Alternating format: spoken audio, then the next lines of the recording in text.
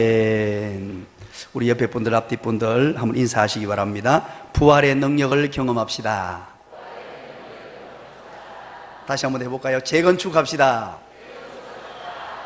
재건축합시다는 재미있게 삽시다, 건강하게 삽시다, 축복하며 삽시다입니다. 오늘 2019년 부활절을 우리가 맞이하게 되었습니다. 모든 분들이 부활의 능력, 부활의 큰 권능을 체험하시는 복된 하나님의 사람들 되시기를 주님의 이름으로 간절히 축원드립니다.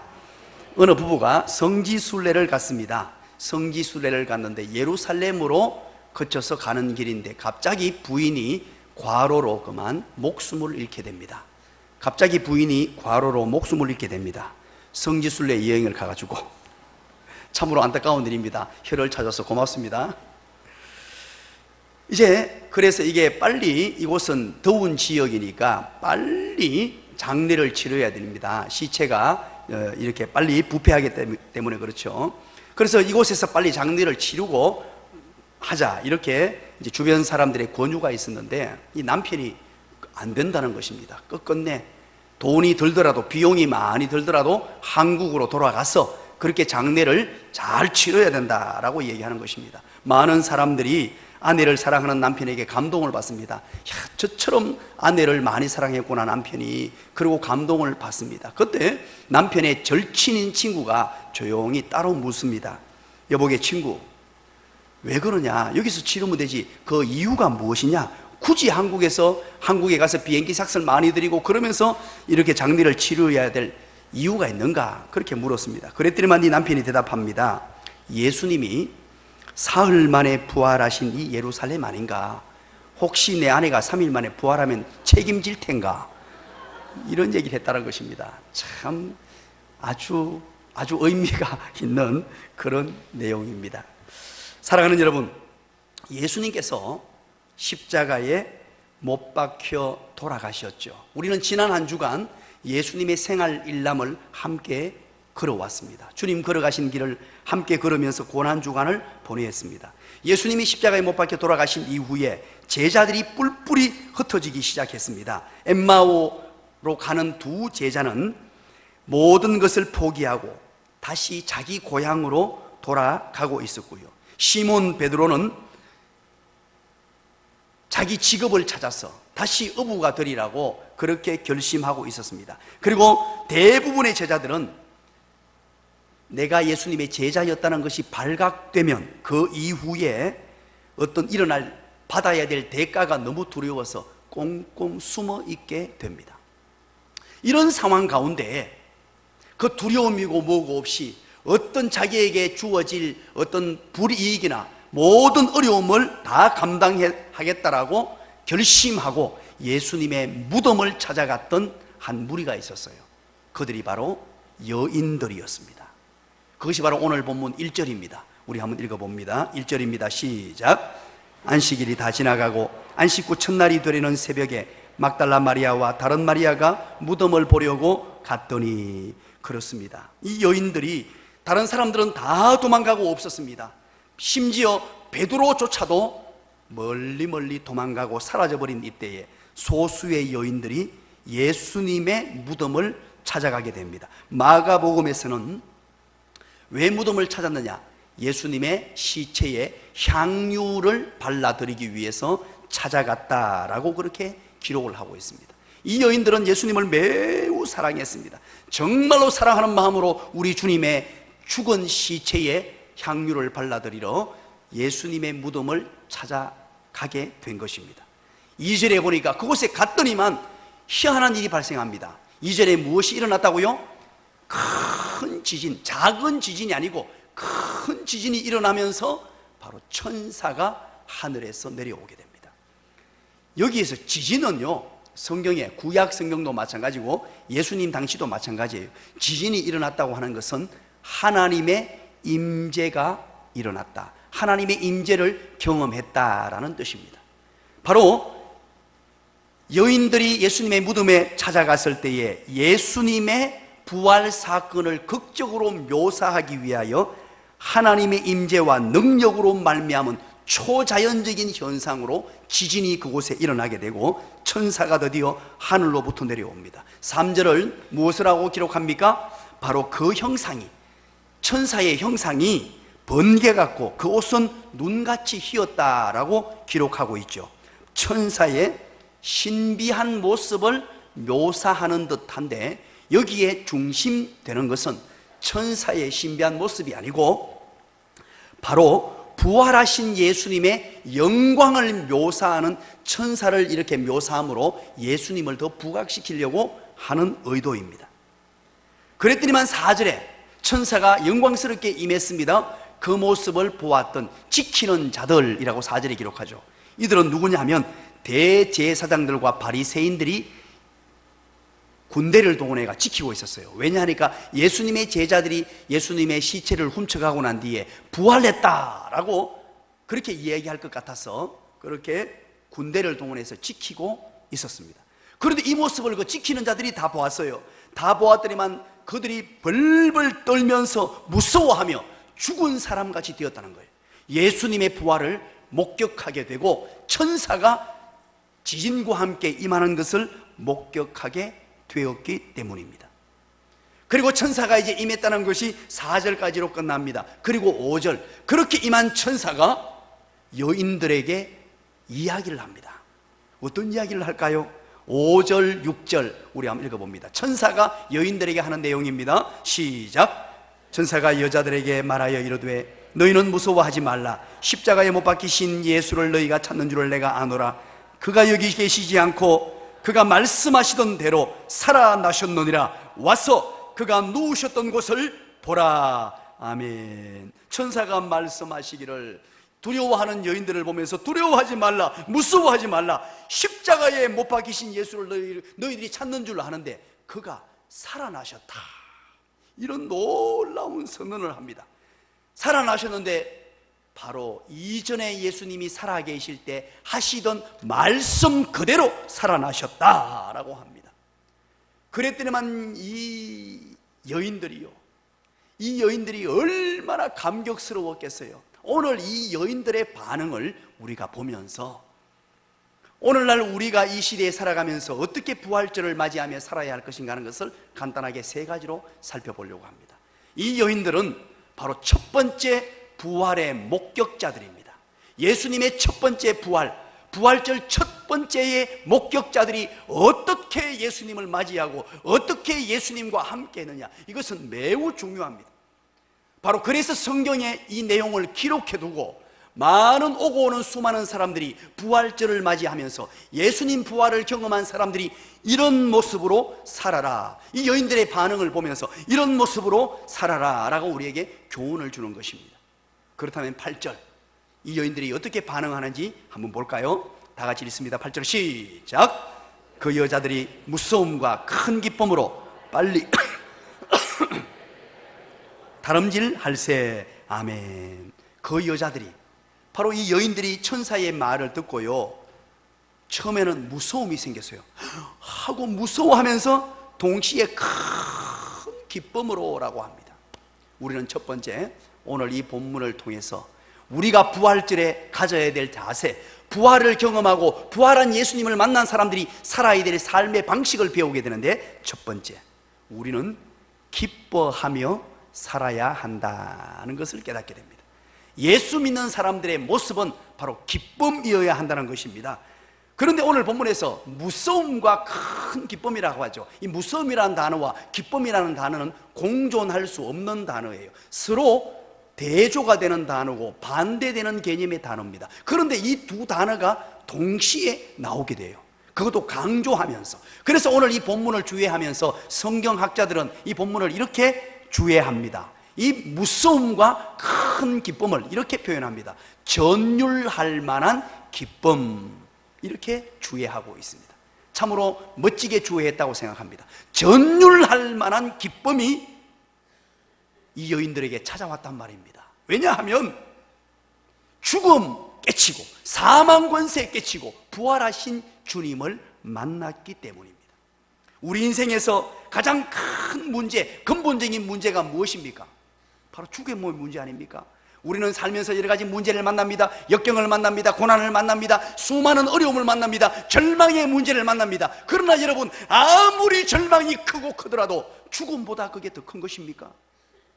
여러분, 인생을 살면서 아무리 힘든 일을 만나고 어떤 어려운 문제를 만나도 죽음보다 더 큰 문제거리는 없습니다. 인생의 궁극적인 문제는 바로 이 죽음의 문제입니다. 그런데 오늘 본문을 통하여 이 여인들은 바로 죽음에 대한 해답을 찾았습니다. 죽음으로 끝나고 죽음이 완전히 절망이고 우리는 죽지 않기 위해서 너무너무 노력합니다. 좋은 음식을 먹습니다. 약을 먹습니다. 병원을 찾습니다. 건강식을 먹습니다. 심지어는요, 온갖 것 다 먹어요. 군뱅이까지 먹잖아요. 죽음을 뛰어넘는 그런 건강한 몸을 유지하려고. 그런데 여러분, 그렇게 살아봐야 죽음의 문제 해결되지 않습니다. 생명과학자들이 연구하고 또 연구해봐야 죽음 문제 해결할 수 없어요. 단 그들이 할 수 있는 일은 우리의 생명을 잠깐 연장할 뿐입니다. 그런데 오늘 이 죽음 문제에 해답을 주고 있단 말이에요.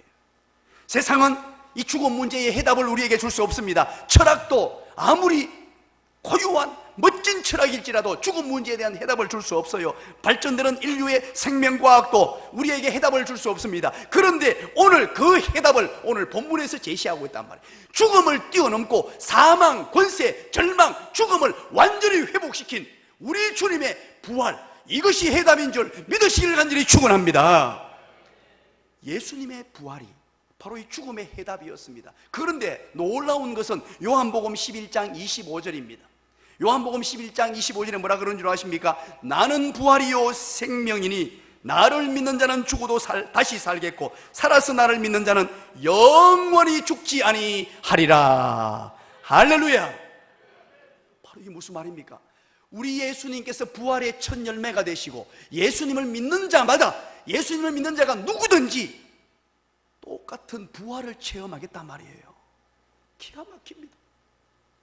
죽음의 해답을 우리에게 주셨어요. 절망의 문제를 뛰어넘는 것 해답을 우리에게 줬습니다. 예수님이 부활하셨듯이 예수 그리스도 안에 있는 자, 예수 믿는 자, 부활을 확신하는 자에게는 동일하게 부활하게 되는 능력을 허락하시는 줄 믿으시기를 간절히 축원합니다. 자, 그렇다면 여러분 보세요. 이 부활의 능력이 죽은 예수님이 살아나셨고 우리 또한 죽어도 살아난다고 얘기하셨어요. 죽음조차 이길 수 있었다면 우리 인생의 여러 가지 문제거리들, 힘든 상황들, 고통스러운 일들, 어떤 어려운 큰 산과 같은 문제, 바다로 가로막힌 같은 문제, 이런 것들은 문제될 수가 없어요. 궁극적인 죽음의 문제가 해결되었는데 살아계신 우리 주님, 살아계신 주님께서 다 회복시켜 주시고 다 부활시켜 주실 줄 믿으시기를 간절히 축원합니다. 바로 그렇기 때문에 우리는, 그리스도인은 이 부활의 능력을 믿고 부활하신 예수님을 만난 사람들은 기쁨을 유지하고 사는 것입니다. 예수 믿는 사람의 독특한 모습이 무엇입니까? 환경에 구애됨이 없는 기쁨입니다. 힘들고 어려울지라도 환경과 상관없는 그 기쁨을 누리는 사람들이 바로 예수 믿는 사람들이에요. 그래서 여러분들, 제가 한 20년 넘게 전에 제 별명을 제가 만들었습니다. 제 별명이 뭡니까? 시작! 기쁨쟁이, 행복쟁이, 행복쟁이, 기쁨쟁이. 거기에다 하나 더 붙여가지고 꿈쟁이라고 붙여놨잖아요. 왜 그렇게 지어놓았느냐? 바로 이 기쁨이라는 것은 그리스도인으로서의 반드시 가져야 될 하나의 모습입니다. 누구나 예외 없이, 왜 예수 그리스도를 믿음으로 찾아오는 기쁨, 부활의 능력을 경험하고 부활하신 예수님을 만난 사람들은 누구나 다 이 기쁨을 소유하게 된단 말입니다. 여러분, 지난번에 제가 한번 말씀드렸나요? 해피메이크라는 그 약을 여러분 한번 소개해 드린 적이 있습니까? 미국의 일라이 릴리사의 프로젝이라는 약품이에요. 이 많은 의학 전문가들이 모여가지고 약을 연구했습니다. 사람이 정말로 행복해지고 기쁨이 가득하게 되려면 약을 먹고 그렇게 될 수 없을까? 절망의 상황을 뛰어넘고 고통의 상황을 뛰어넘고 약을 딱 입에 넣으면은 그 약이 내 몸을 완전히 감싸가지고 행복한 상태, 기쁨의 상태가 될 수 없을까? 그래서 연구를 하기 시작했어요. 그래서 일라이 릴리사에서 식품을 발표했어요. 그게 바로 프로젝이라는 약품입니다. 인간의 정서를 관장하는 신경전달 물질인 세로토닉을 조절하는 이 약이에요. 그래서 슬픔의 기능을 약화시키고 우울증을 치료하는데 탁월하다 그래가지고 이 약이 시판되자마자 연매출이 그 해 시판되는 그 해에 연매출이 27억 달러. 아이고, 이게 달러 해가지고 여러분 감이 안 오죠? 그럼 우리 돈으로 30조. 고맙습니다. 놀라주셔가지고 1년 매출이 30조를 달해버렸습니다. 얼마나 많은 사람들이 이 약에 막 찾아와서 약을 사먹는지 놀라운 일이 발생했어요. 2,500만 명 이상이 이 약을 복용했다 그러죠. 우울증에 시달리던, 그때 당시에 우울증에 시달리던 영국의 다이애나 왕세자비가 그 약을 먹었고, 전 미국 부통령 엘 고어의 아내 TP 고어 여사가 이 약을 복용함으로 말미암아 이 약이 이슈가 되고요, 더 유명해졌다 그럽니다. 그런데 이 약을 시판하고 뒤에 약 먹는 사람들을 보았더니만 부작용이 나타나기 시작했어요. 이 약을 먹으면 그냥 행복해지고 기쁘고 좋고 막 이렇게 돼야 되는데, 이 약 먹은 사람들을 가만히 보니까요, 약 효험이 이상한 방향으로 나타나는데, 어떻게 나타났냐니까, 가령 미국의 총기 난동 사건 일으킨 사람들이 전부 이 약 먹었다는 거예요. 그리고 사회에 무리를 일으킨 사람들 상당수가 이 약을 복용하고 있더라는 거예요. 참 기가 막히지 않습니까? 사랑하는 여러분, 약을 먹고 우리가 기쁨을 유지할 수 없어요.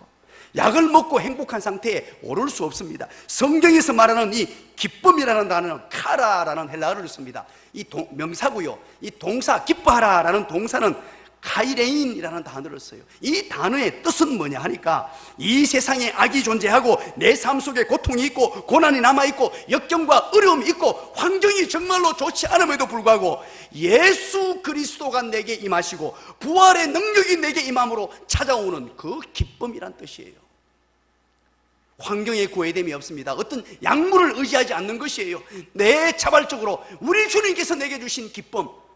환경은 절망이고 환경은 어렵습니다. 수많은 문제가 있습니다. 역경이 있습니다. 고난이 있습니다. 내 힘으로 해결할 수 없는 여러 가지 문제들이 앞에 맡겨 있음에도 불구하고 하나님께서 내게 구원을 주시고 구원 때문에 찾아오는 이 행복, 기쁨, 기쁨의 눈물이 흐르기 시작하고 입가에 미소가 번지기 시작하는, 그래서 구원함을 얻은 기쁨, 세상에서 제일이라고 노래하지 않습니까?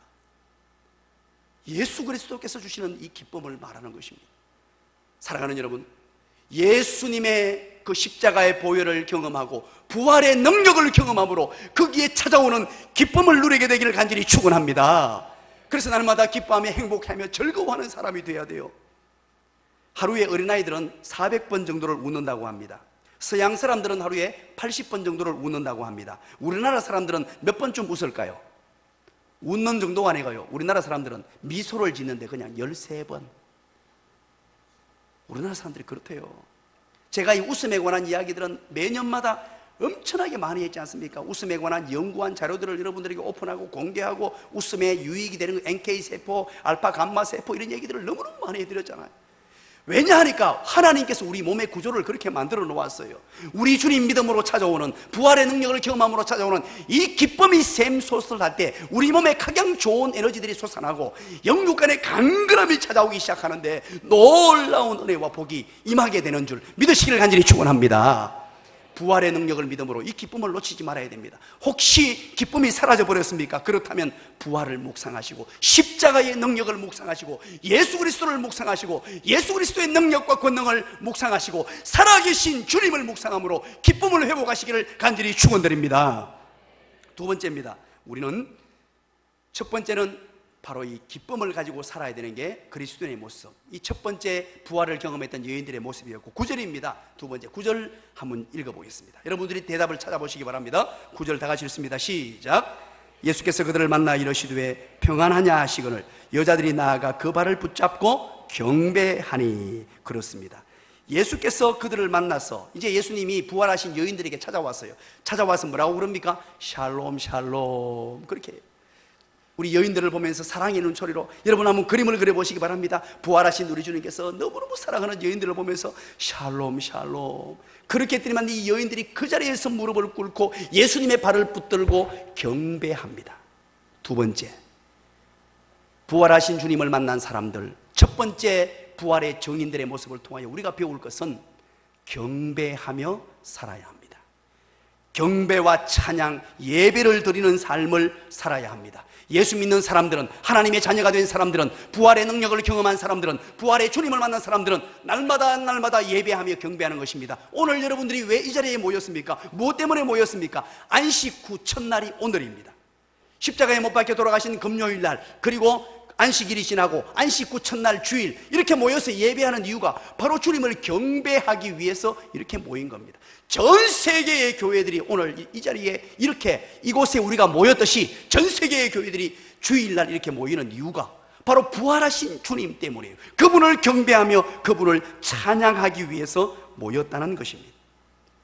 사도행전 10장을 여러분 기억하십니까? 거기에 보면요, 군인 한 사람이 나옵니다. 고넬료라는 군인이에요. 이방인 군인입니다. 그 군인에게 베드로가 복음을 전했습니다. 예수 복음을 전했더니만 예수 복음을 받아들이고 이 고넬료가 감격에 겨웠습니다. 너무너무 행복하고 좋으니까 복음을 전해준 베드로에게 무릎 꿇고 경배를 합니다. 그때 베드로가 이게 무슨 일이냐? 나도 너와 똑같은 사람이다. 나는 경배받으면 안 돼. 우리 하나님께, 우리 주님께 경배하라고 얘기하죠. 또 사도행전 14장에 나오는 얘기를 여러분 아십니까? 바울이 루스드라에 전도하러 갑니다. 전도하러 가서 거기서 복음을 열심히 전하는데 놀라운 일이 발생해요. 복음 전하는 가운데 안전뱅이가 막 일어나는 거예요. 병자가 벌떡벌떡 고쳐지니까 루스드라 사람들이 그 모습을 보고 하늘에서 신이 내려왔다고, 이 루스드라 시민들이 바울에게 막 경배를 드립니다. 그때 바울이 어떻게 합니까? 옷을 찢습니다. 옷을 찢으면서 너희들 그러면 안 된다. 나는 경배의 대상이 아니야. 나는 사람이야. 경배 받으실 분은 오직 우리 주 예수 그리스도, 그분이야 하고 그들에게 설명해 주는 내용이 나오지요. 그렇습니다. 여러분, 우리의 경배 대상은 그 어떤 것도 아닙니다. 세상에 누구도 되어서는 안 돼요. 어떤 사람이든 어떤 것이든 어떤 물질이든 세상에 경배받을 분은 오직 유일하신 우리 주님 한 분인 줄 믿으시기를 주님의 이름으로 간절히 축원드립니다. 온 가족이 예배를 드렸습니다. 온 가족이 함께 모여서 이제 아이들과 손에 손을 맞잡고 교회에 와서 열심히 예배를 드렸어요. 예배를 드리고 집에 갔는데 그 가장이 아주 훌륭한 가장이었습니다. 집에 가서 예배 드리고 난 뒤에 서로 예배에 은혜 받았던 것을 나눕니다. 사랑하는 아들아, 사랑하는 딸아 하면서 오늘 예배 시간에 어떤 말씀이 좋았니? 하나님 말씀 듣고 어떻게 살 거니? 말씀에 은혜 받은 것들을 쭉 나눔을 가졌어요. 나눔을 가지고 난 뒤에 이제 개인적으로 돌아가면서 한 사람씩 이제 다짐의 기도를 합니다. 기도를 하는데 이제 막내가 유치원 다니는 애인데 막내가 이제 기도를 합니다. 이렇게 기도를 합니다. 하나님 오늘 예배당에 가서 너무너무 예배 시간이 즐겁고 재미있었어요. 하나님도 거기 계셨으면 좋았을 텐데요. 이게 무슨 소리인지 이해를 못 하시는 분이 두 분 계십니다. 무엇을 말하는 겁니까? 예배 시간에, 예배의 자리에 하나님 없는 예배가 있을 수 있다는 말이에요. 예배 너무 좋았습니다. 너무 은혜가 되었습니다. 너무 감격스러웠습니다. 그런데 하나님 없는 예배, 하나님의 임재가 없는 예배, 우리의 예배의 대상이신 하나님이 빠져버리고 예수님이 빠져버리고 성령님이 빠져버린 예배가 있을 수 있다는 거예요. 그건 아니라는 거예요. 우리는 부활을 경험한 사람들, 부활절을 맞이하면서 두 번째, 경배하는 삶, 예배하는 삶을 살아야 됩니다. 세 번째, 마지막입니다. 우리 10절을 다 같이 한번 읽어보겠습니다. 시작. 이에 예수께서 이르시되 무서워하지 말라. 가서 내 형제들에게 갈릴리로 가라 하라. 거기서 나를 보내리라 하시니. 예수께서 말씀하시죠. 무서워하지 말고 가라 그럽니다. 가서 내 형제들에게 갈릴리로 가라 하라. 거기서 나를 보리라 하라. 이 무슨 말입니까? 갈릴리로 가서 형제들에게 예수님 부활한 소식을 알리라는 거예요. 11절에 보니까 뭐라 그럽니까? 여자들이 갈 때라고. 여자들이 갔습니다. 순종했단 말이죠. 8절에 보니까 그 여자들이 무서움과 큰 기쁨으로 빨리 무덤을 떠나 제자들에게 알리려고 갔다는 거예요. 세 번째는 바로 우리는 부활을 증거하면서 살아야 한다는 것을 배우게 됩니다. 부활의 정인된 삶을 살아야 됩니다. 여러분 한번 생각해 보시기 바랍니다. 암을 극복할 수 있는 약이 개발되었으면, 이거 여러분 혼자 알고 있겠습니까? 주변 친지 암 환자들 붙들고요, 이 약 먹으면 낫는다고 얼마나 외치겠어요. 그러나 여러분, 죽음의 문제를 뛰어넘고 인생의 절망의 문제를 뛰어넘고 이 죽음의 문제 누구도 해답을 못 줬는데, 죽음의 해답을 알았는데 입을 다물고 있을 수 없다는 말이에요. 이것을 전하며 사는 것, 증거하며 사는 자가 바로 그리스도인이라고 오늘 말씀해 주십니다. 말씀의 결론을 맺습니다. 오늘 우리는 세 가지를 살폈습니다. 이 여인들의 삶을 통하여 첫 번째 부활절을 경험했던 세 명의 여인들, 이 여인들의 삶을 통하여 우리가 어떻게 살 것이냐. 첫 번째는 부활절을 맞이하고 내 개인의 부활을 경험한 사람들은 날마다 기쁨을 유지하며 사는 것입니다. 그리스도인의 모습은 기쁨이어야 합니다. 예배당에 들어오거나 밖을 나가거나 집에 있거나 회사에 가거나 늘 기쁨으로. 두 번째가 경배하며 예배하는 삶을 사는 것입니다. 예배에는 두 종류가 있다 그랬죠. 바로 삶의 예배가 있고 공적 예배가 있습니다. 이 두 예배의 성공자가 되어야 되고, 세 번째는 이것을 전하며 사는 사람이 되라고 오늘 마태복음 28장 1절부터 10절까지 해서 우리에게 세 가지로 교훈해 줍니다. 이렇게 사시기로 다짐하시는 분들만 아멘 하시기 바랍니다. 기도하겠습니다. 하나님 아버지 고맙습니다. 감사합니다. 웬 은혜입니까? 웬 사랑입니까? 오늘도 이렇게 우리에게 부활절을 허락해 주시고 우리를 위하여 사망 권세 깨치고 죽음의 모든 문턱을 뛰어넘고 죽음의 해답을 제시해 주신 부활의 능력, 우리 주님을 경험하게 됩니다. 우리가 이 땅을 살아갈 때에 부활하신 주님을 믿고 신뢰하고, 무엇보다도 내 인생에 여러 가지 절망과 고통과 어려움이 있을지라도 이 모든 문제의 해답이신 예수 그리스도의 부활을 믿음으로 내게 일어난 모든 문제도 회복시켜 주시고 부활시켜 주실 줄 믿고 날마다 기뻐하며 날마다 예배하며 경배하며 복음을 전하며 살아가는 복된 하나님의 사람들 되게 하여 주시옵소서. 예수님 이름으로 기도드리옵나이다. 아멘.